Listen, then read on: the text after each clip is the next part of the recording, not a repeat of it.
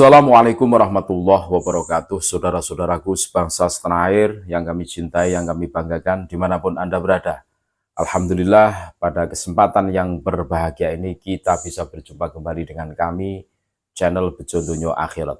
Sak bejo-bejone wong kang lali isih luwih bejo, wong kang eling lan waspada dan tetap ngkari harga mati. Berikut ini kami sajikan cuplikan video bersama saudara-saudara kami, Aliansi Pecinta Ulama Nusantara. Ada tuh Bagus Mogi, ada kiai-kiai sepuh dari Garut, Banten, Mbak Sida Salim, kumpul semua datang ke kantor MUI, menuntut MUI untuk menyelesaikan polemik nasab ini. Ketika MUI ada kesempatan untuk menanggapi salah satu oknum Kiai Pribumi yang agak nyeleneh dikit, nah ini yang menimbulkan pertanyaan. Pada saat doktrin-doktrin Pak Alwi yang di situ itu menjurus kepada kesesatan, kok diem-diem baik. Bahkan menurut tuh Bagus Mogi ada 5 poin indikasi mengarah ke kesesatan. Padahal kalau dipikir oknum Kiai Pribumi yang nyeleneh tersebut itu normatif, tidak sampai level sesat. Nah ini banyak sekali doktrin-doktrin yang digaungkan oleh para kabib ini yang menjurus kepada kesesatan. Dan MUI kenapa diam saja? Nah ini loh yang menimbulkan pertanyaan. Makanya Aliansi Pecinta Ulama Nusantara dan PWI Laskar Sabilillah datang ke kantor MUI untuk meminta MUI untuk merespon tentang polemik nasab. Ada 5 poin yang di situ itu cenderung sesat. Kenapa MUI diam? Belum lagi kasus-kasus yang lain yang disampaikan oleh para sesepuh Kiai Banten, Kiai Garut, dawirnya, terus sampai di situ itu korban pelecehan seksual yang menimpa Mbak Sida Salim. Kenapa diam saja? Ini menurut Aliansi Pecinta Ulama Nusantara. Ini tidak berimbang. MUI sebagai lembaga Majelis Ulama Indonesia tentunya, ini sebagai lembaga resmi tentunya harus bijak, jangan tebang atau pilih-pilih orang. Ini kan tidak bagus ini. Makanya menuntut MUI untuk menjadi inisiator supaya konflik polemik nasab ini yang sudah mulai meruncing ini mereda.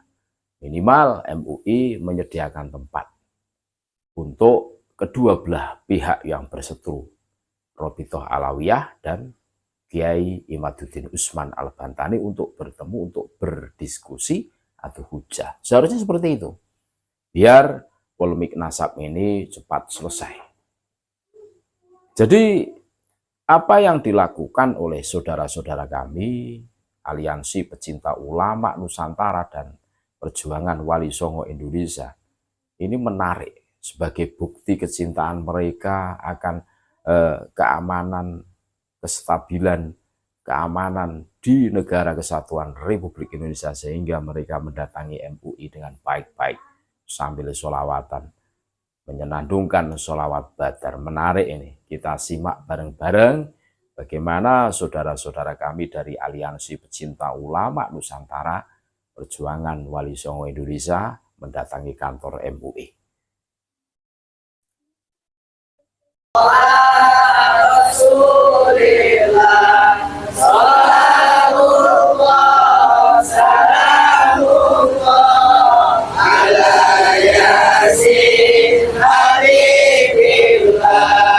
Dari Garut, dari Banten, dan sudah dengan para ulama di Majelis Ulama Indonesia, sudah mengirimkan pula surat petisi kepada MUI menyikapi fatwa yang kami lihat ada kesesatan-kesesatan dari para habaib Balai Musliman yang sudah 5 diantaranya masuk kepada kriteria sesat dari MUI. Dan juga kami juga membawa para ulama dan juga saksi korban Mbak Zeda Salim untuk mencurahkan isi hatinya bahwasanya ada kesesatan oknum Habib yang sudah kekerasan seksual. Ini mengaku-ngaku membawa sebagai cucu Nabi, tapi melakukan kezaliman itu sama dengan melecehkan dan merendahkan Nabi yang ada dalam kriteria MUI. Membawa satu saksi korban, apakah itu memperkuat bahwa ajuan dari Bagus ini dan kawan-kawan? Ya, ini insya Allah berproses, karena kami tidak hanya untuk masalah korban ini, untuk memudahkan kita memproses jalur hukum. Untuk kalangan Balawi ini yang kita proses jalur hukum, ada untuk Mbak Zeda ini adalah kekerasan seksual. Ada lagi kasus-kasus lain untuk fitnah, pencemaran nama baik, ujaran kebencian, persekusi, pemalsuan sejarah. tapi yang kita lagi proses. Tapi yang jelas perlu diketahui oleh masyarakat umum bahwasanya ada kesesatan habaib Balawi Musliman sampai dengan 5 kriteria masuk, sehingga ini tidak bisa didiamkan begitu saja. Karena kami melihat ada oknum Kiai Nusantara yang sekedar nyeleneh saja, tidak di luar kebiasaan, itu sudah disikapi oleh oknum petinggi MUI di media berita. Nah, kami tadi sudah menanyakan, ternyata tidak atas nama MUI, tapi itu atas nama pribadi saja.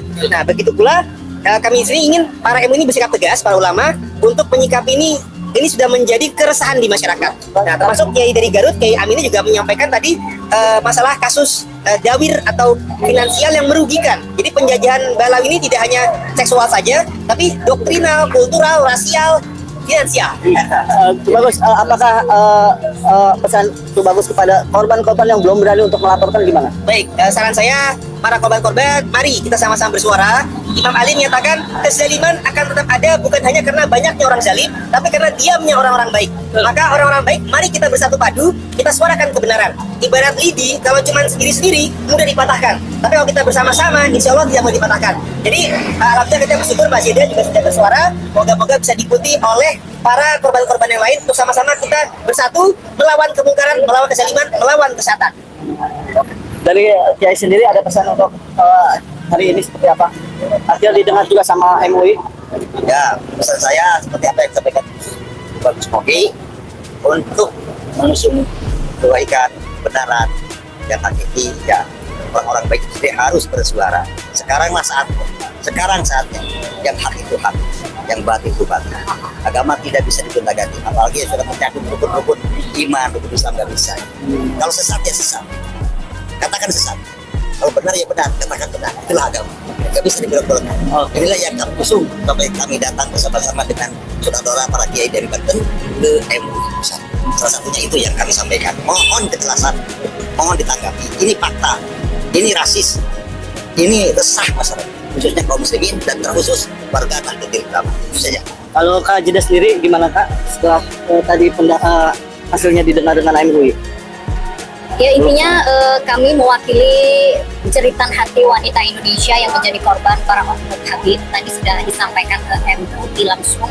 Kami berharap MUI memberikan support, memberikan keadilan, dan langkah kami sebagai mewakili wanita Indonesia ke MUI adalah turut untuk memotivasi wanita Indonesia di luar sana yang mungkin juga menjadi korban para oknum Habib. Jangan takut untuk bersuara, lapor ke polisi atau ke Aliansi Pecinta Ulama Nusantara juga tidak masalah. Juga perjuangan Wali Songo Indonesia. Betul. Juga.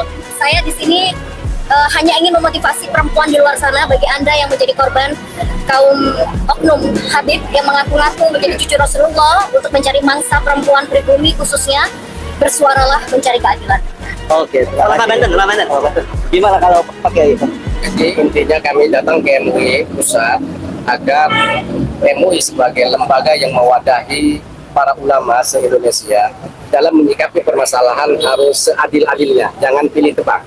Kemarin pengalaman sebagaimana yang kita ketahui, seorang Abah Buron, padahal itu tidak begitu membahayakan menurut saya. Sama semut tuh.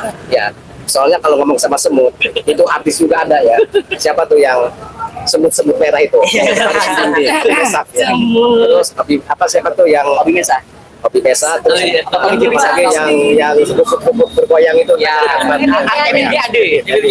Jadi mestinya dalam menyikapi ini, siapapun mereka dari klan apapun mereka, mau Ba'alawi, mau Habaib, mau siapapun, kalau mereka betul melanggar tidak sesuai dengan aturan syariat agama, seharusnya MUI tegas langsung mengeluarkan fatwa kalau itu menyesatkan umat.